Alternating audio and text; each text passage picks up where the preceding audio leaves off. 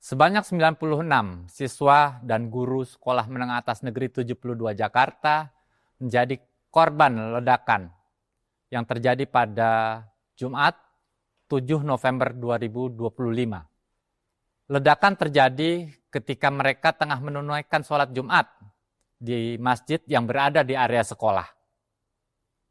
Temuan polisi, ada 7 bahan peledak yang tengah disiapkan. 2 diantaranya meledak dan melukai para siswa. Kuat dugaan, pelaku peledakan adalah siswa SMA 72 yang saat ini duduk di kelas 12. Dia diduga menyiapkan aksi teror untuk melampiaskan kemarahannya karena kerap menjadi korban bullying rekan-rekan siswa sekolahnya. Aksi ini diduga dilakukan oleh pelaku karena ia terinspirasi oleh aksi teror yang juga terjadi di banyak negara seperti Kanada dan Selandia Baru. Seperti apakah faktanya? Mari kita kupas perkaranya.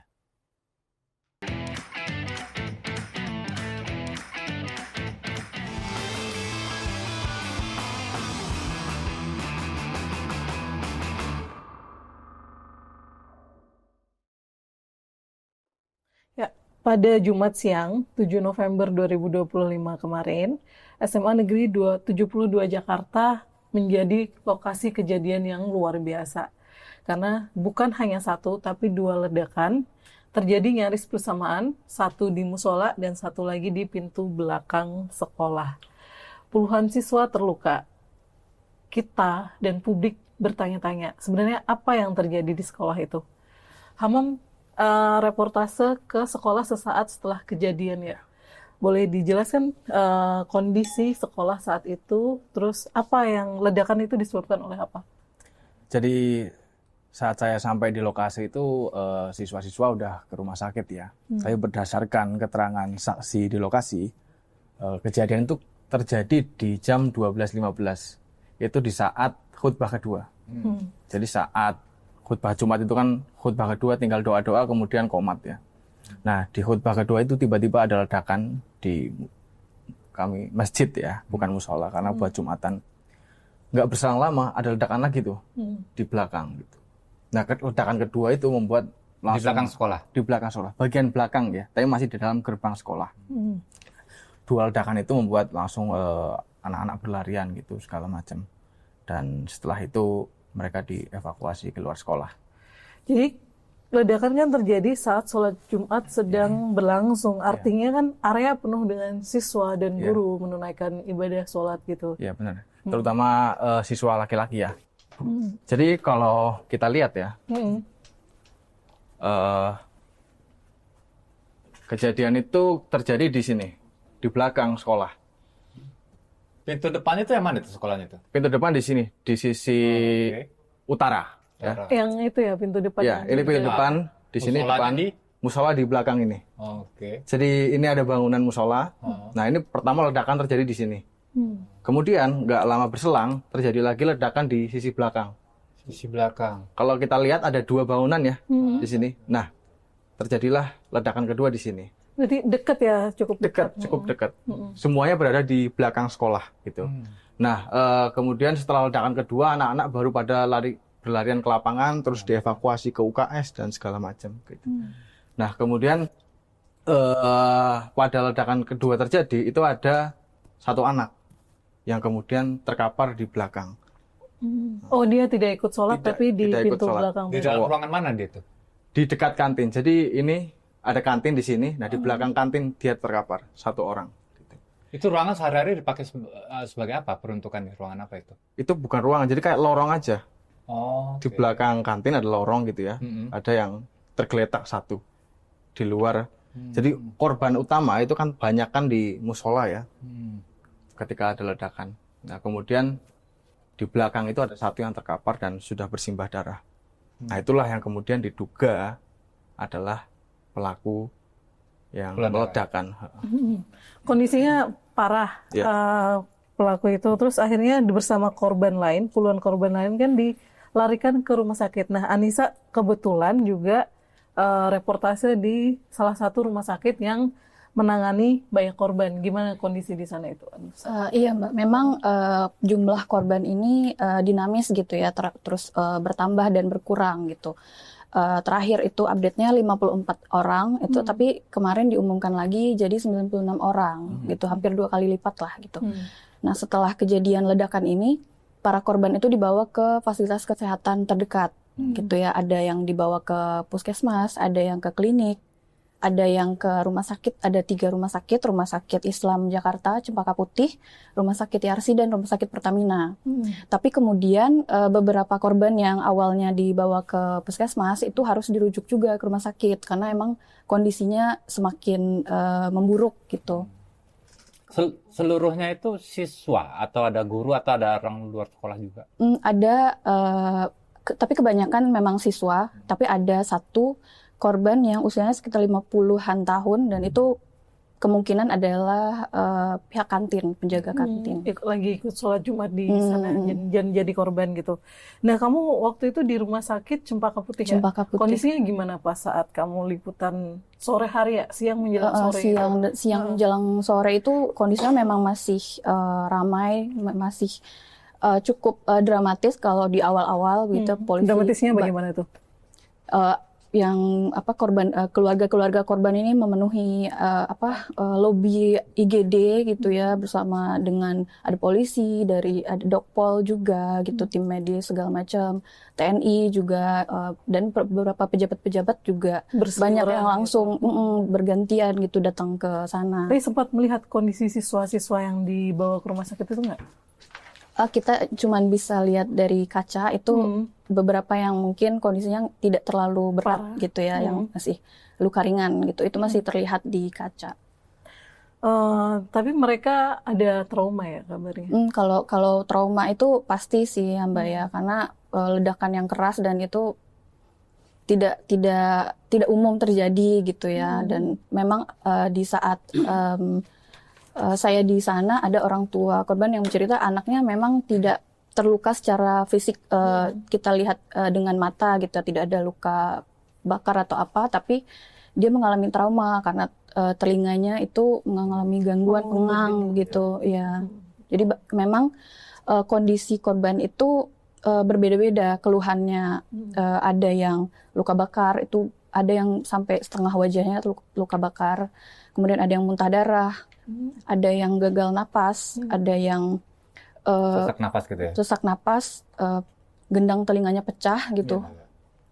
Itu cukup banyak yang demikian. Tapi ada berapa yang penanganan berat gitu kan? Polisi sempat mengumumkan juga. Kalau di rumah sakit Cempaka Putih itu yang memang berat dan harus dioperasi besar itu ada 2 orang. Di rumah sakit Yarsi itu juga ada 1 orang, dan yang di Yarsi ini juga dijadwalkan operasi yang kedua hari ini. Ya. Nah, itu kan kondisi di rumah sakit, penanganan di rumah sakit. Lalu kalau penanganan di sekolah sendiri, seperti apa Hamam? Dan pelakunya kan kamu tadi sempat menyinggung bahwa terduga pelaku itu terkapar dengan luka penuh darah di lorong. Bisa diceritakan lebih detail nggak kondisinya, terus apa saja yang ada di sekitar terduga pelaku itu? Ya Mbak, jadi nggak lama setelah kejadian itu kan aparat langsung turun ya. Ada dari Cihandak Zeni AD, Penjinak bom ya. Kemudian ada Densus dan Brimob, Gegana Brimob. Sudah turun kemudian menyisir gitu ya di lokasi. Nah, jadi setelah ada yang dilarikan ke rumah sakit, beberapa itu kan kembali ke sekolah ternyata. Karena mereka lukanya cukup ringan gitu. Nah, dari siswa-siswa yang udah balik ke sekolah, mereka lihat, saya dapat cerita bahwa saat kejadian itu beberapa siswa itu yang kondisinya nggak terlalu parah sempat membantu mengevakuasi pakai tandu.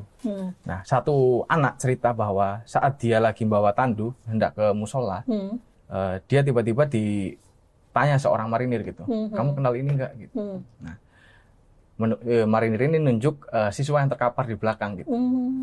Kemudian dia lihat sendiri dengan mata kepalanya bahwa di samping tubuh yang terkapar itu ada airsoft gun kemudian ada revolver mainan gitu ya, bukan revolver asli, kemudian ada semacam rompi, dan ada tulisan-tulisan di situ. Apa ya. aja tulisannya? Tulisan-tulisan ada nama-nama pelaku teror di Selandia Baru dan di Kanada. Kemudian ada beberapa kata-kata seperti Welcome to Hell.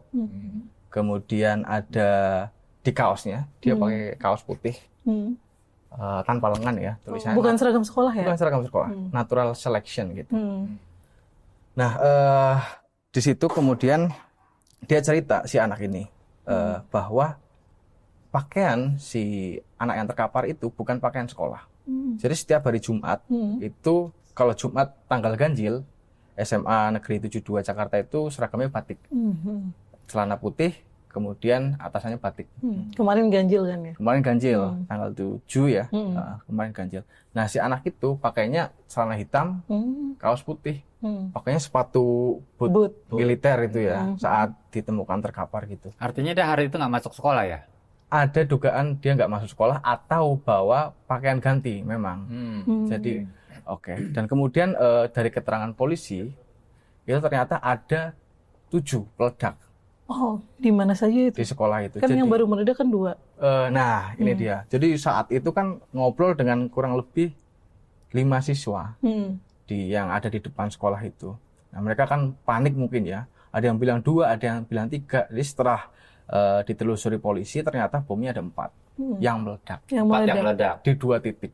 Oke, berarti artinya di musola bisa jadi 2 atau 3 gitu ya? Dan 2 itu di belakang. Oh, 2 di musola, 2 di belakang. Yang 3 tidak meledak. Nah, yang 3 itulah kemarin sempat beredar itu foto kaleng minuman yang ada sumbunya, kemudian ada remote kecil, kayak remote TV tapi lebih kecil ya, dan tengahnya ada kayak button, ada tombol itu. Nah, itu diduga alat triggernya gitu. Nah, sudah ada penjelasan dari polisi bahan peledak apa yang dipakai? Nah, itu yang belum dijelaskan polisi sampai sekarang. Bahan peledaknya apa gitu. Tapi bagaimana anak tersebut bisa memasukkan bahan peledak atau bom rakitan dalam tanda kutip ya? Iya. Sampai sekarang masih belum ada penjelasan yang clear ya dari polisi tentang bagaimana barang peledak itu dibawa ke sekolah gitu. Tapi kalau dilihat dari penempatannya itu kan jelas butuh perencanaan ya. Karena kalau dilihat di musola itu kan ledakan itu terjadi dari bawah karpet salah satunya gitu. Jadi karpetnya kan kelihatan amburadul gitu. Jadi kayak ditanam dulu gitu. Oh. Nah, sementara si terduga ini kan ditemukan tidak di musola. Berarti artinya dia itu ya? Sudah memasang dulu di musola, gitu. Kemudian ke belakang gitu kan. Ditemukan di belakang gitu. Oke. Kondisi anak tersebut gimana, Anissa? Ya memang kondisi si terduga pelaku ini sekarang kritis gitu ya. Dia sudah menjalani operasi di bagian kepala dan sudah sadarkan diri gitu. Tapi ternyata si terduga pelaku ini yang sebelumnya dirawat di Rumah Sakit Cempaka Putih itu sudah dipindahkan ke Rumah Sakit Polri Kramat Jati. Tapi polisi belum menjelaskan sama sekali alasan pemindahan dan kapan pemindahan. Apakah karena fasilitas yang kurang atau bagaimana gitu. Masih belum ada kejelasan. Atau demi keamanan karena terduga pelaku gitu ya. Nah, Hamam, sebenarnya pelaku ini kan katamu siswa. Dia tuh siapa gitu dan kenapa nekat? Motifnya itu apa gitu? Oke, sampai sekarang sih belum ada motif yang polisi belum memberikan penjelasan yang terang ya tentang motif anak ini. Tapi dia siswa kelas 12. Kelas 12. Nah, artinya sudah senior ya. Sudah senior. Berdasarkan keterangan yang diberikan beberapa temannya gitu ya yang saya temui di lapangan, dia ini memang pertama dikenal pendiam. Nah, kemudian ada penjaga kantin juga yang ditanya gitu. Kami tanyai sama wartawan lain. Penjaga kantin juga sering lihat dia itu jajan sendirian gitu loh, nggak bergerombol gitu sama teman-temannya gitu. Dan kemudian temannya yang lain juga ada yang cerita bahwa dia selain pendiam itu dikenal sering dibully, gitu. Bulian semacam apa memang belum di verbal atau fisik gitu. Verbal katanya. Okay. Nah karena pendiam itu dia punya kebiasaan gitu. Temannya mendeskripsikan kebiasaannya itu suka menggambar salah satunya. Nah menggambarnya senjata gitu. Kemudian nonton video-video yang berkaitan dengan kekerasan, terorisme gitu-gitu ya. Ada keterangan gitulah dari beberapa teman gitu. Nah, udah kalau soal bullying gini, tadi kan Hamam juga menyinggung Iya. ada yang Welcome to Hell for Agatha. Iya. Sebenarnya seperti banyak juga kan kasus di luar negeri yang seperti ini. Ya, kalau saya menduga pelaku ini mungkin terinspirasi oleh kejadian yang ada di luar, dan itu terlihat dari penanda yang dia tulis di senjatanya itu, yang tadi dijelaskan sama Hamam ya. Ada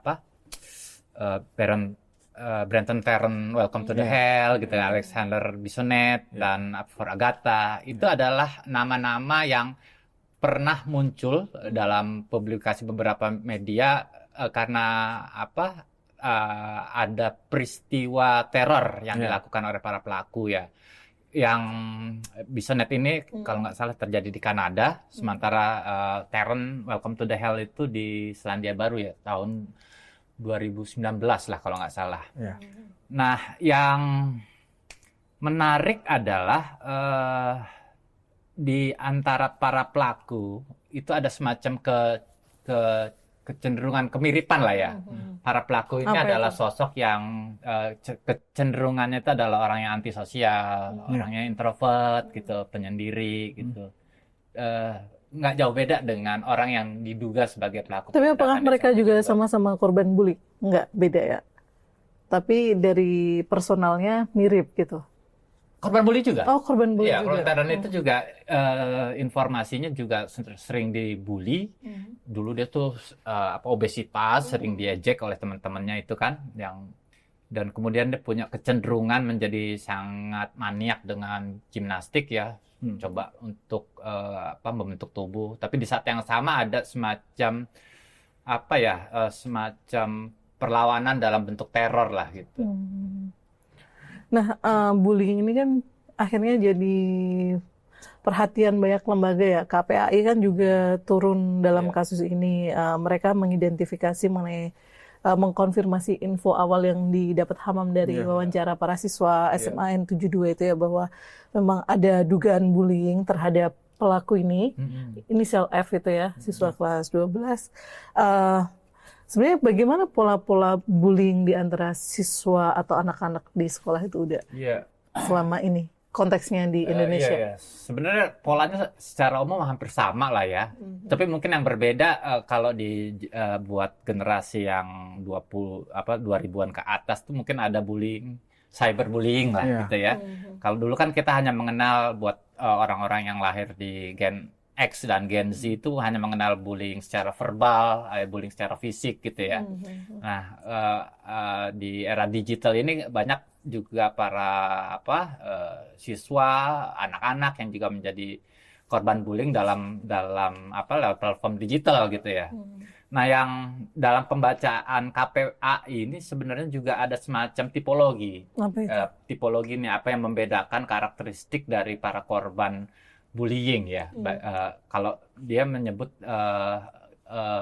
kalau Gen Z itu punya kecenderungan, misalnya ketika dia mengalami bullying itu ada semacam dampak yang dialami, itu ada semacam tekanan psikologis, ada kecenderungan untuk mengakhiri hidup, luka fisik, jadi orang yang antisosial dan punya kecenderungan perasaan insecure lah gitu ya, nggak nyaman, nggak aman.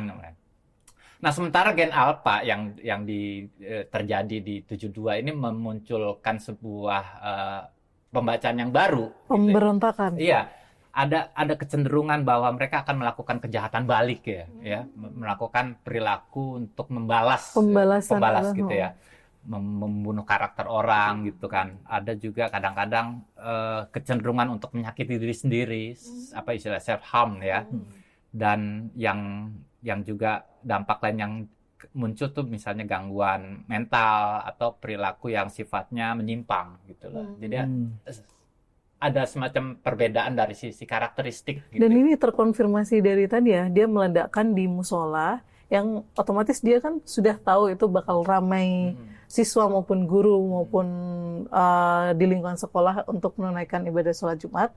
Dia sudah menanam di sana, terus di belakang dia juga self harm tadi itu ya, karena dirinya sendiri juga terluka paling parah ya, bisa dikatakan seperti itu. Betul. Oh, itu memang hal baru, efek bullying terhadap generasi alfa gitu Iya. kajian. Mungkin terinspirasi karena apa ya, mereka terpapar dengan cerita-cerita informasi yang ada di luar yang kemudian membuat mereka tergerak untuk melakukan kejahatan serupa gitu ya.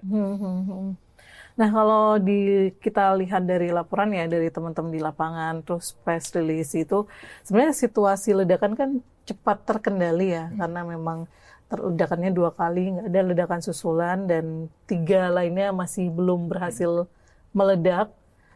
Terus sekolah juga langsung dihentikan sementara gitu kan, kegiatan belajar mengajar, bahkan sekarang pun juga masih online, daring gitu. Nah, polisi, TNI juga bersama-sama berjaga untuk mensterilkan kondisi sekolah, pejabat-pejabat di tingkat DKI Jakarta maupun nasional juga pada berdatangan gitu kan. Tapi yang masih jadi pertanyaan tadi, yang sempat saya tanyakan ke Hamam juga, bagaimana bahan berbahaya itu bisa masuk sekolah tanpa diketahui siapapun gitu. Nah, ya, ini saya kira jadi apa ya, perlu jadi evaluasi juga ya untuk para pemangku kepentingan pendidikan ya, terutama sekolah lah ya. Saya kira sebenarnya semua sekolah di Jakarta tuh juga punya petugas keamanan ya, yang sehari-hari itu menjaga gerbang. Tapi kan kontrol terhadap para siswa kan kecenderungannya sangat cair gitu ya. Siswa bisa masuk, keluar begitu aja tanpa ada keharusan memeriksa tas atau segala macam gitu.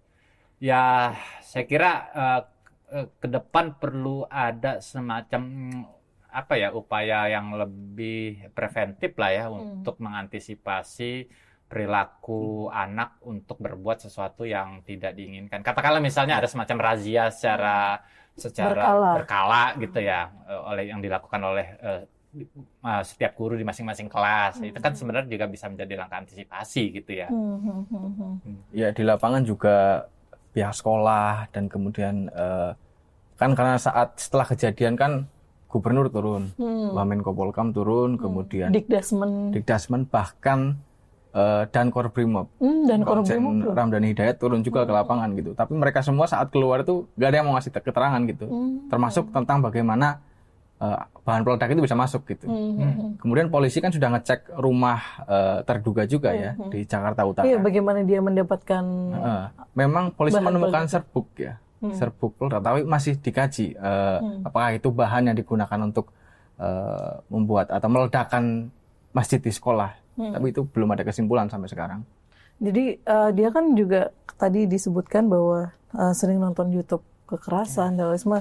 Artinya dia juga bisa merakit ledakan itu dari menonton YouTube tadi itu ya. Itu juga belum bisa disimpulkan sebenarnya. Apakah itu rakitan dia sendiri atau ada pihak lain yang mungkin membantu gitu ya. Karena 7 ya dibawa ke sekolah itu banyak kan. Karena di kaleng yang seberapa besar sih, Hamam? Nyebut merek gak apa nih? Ya adalah kaleng minuman, kaleng itu yang biasa di berkarbonasi itu. Iya. Soda itu. Ada sumbunya gitu. Iya, 1. Sebenarnya kalau 7 biji di mas kita juga nggak terlalu kelihatan ya. Cuman nggak tahu. Nah, persoalannya senjatanya kan panjang tadi. Iya, panjang ya. Karena tasnya juga dia bawa tas yang kayak tas militer gitu. Gitu.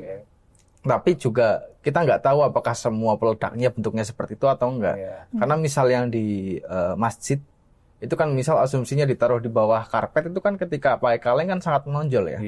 Jadi itu juga belum bisa disimpulkan semua bahan peledaknya bentuknya seperti itu semua atau ada variasi lain gitu.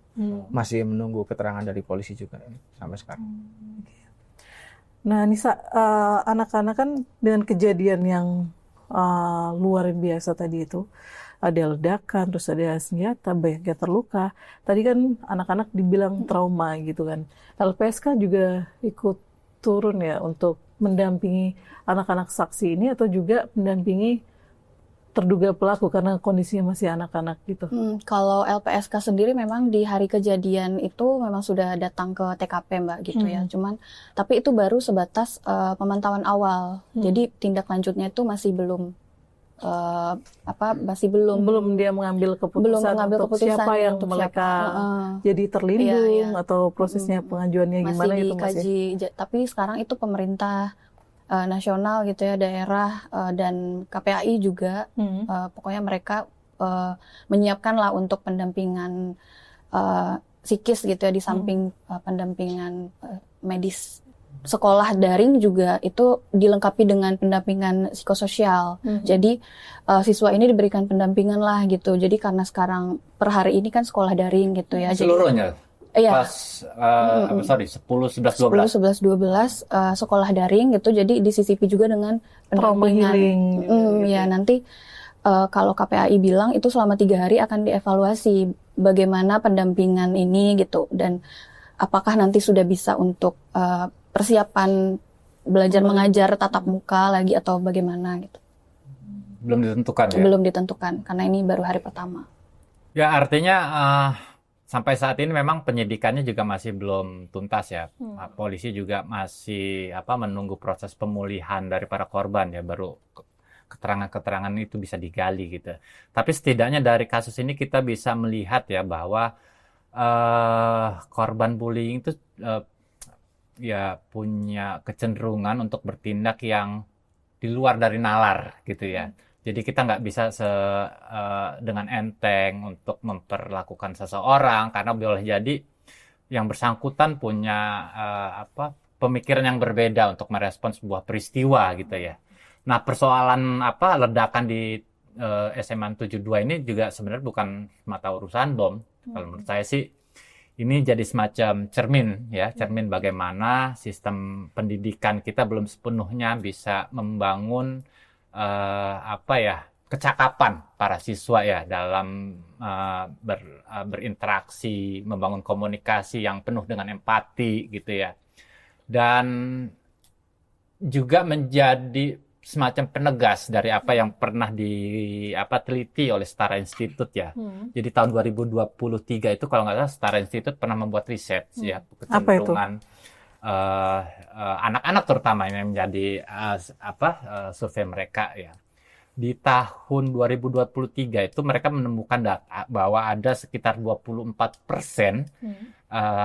anak-anak dan remaja ya, siswa sekolah yang punya kecenderungan punya perilaku intoleran pasif. Intoleran pasif ya. Artinya secara pribadi dia menjadi orang yang sangat nggak intoleran, tapi sebenarnya juga nggak terlalu ingin menunjukkan gitu ya. Jadi dia nggak ekspresif menunjukkan. Tapi dari jumlah itu ada 5% yang punya kecenderungan menjadi orang yang intoleran aktif. Intoleran aktif. Dan 0,6% diantaranya itu adalah orang-orang yang punya pemahaman radikal. Oh, anak kecil, remaja sudah punya pemahaman yang sangat radikal gitu ya. Dan data yang diperoleh oleh Setara Institute itu sebenarnya juga pernah disurvei juga tahun 2016. Dan ternyata itu ada kecenderungan meningkat.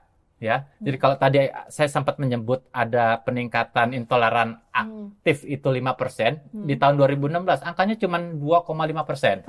Apa penyebab peningkatan itu, dijelaskan nggak di hasil survei? Tidak secara eksplisit, tapi kita bisa melihat sebenarnya faktor bagaimana anak-anak ini terpapar dengan mudah ya informasi yang dari luar dan lewat internet dan segala macam. Mereka banyak mendapatkan pemahaman tanpa filter ya. Betul.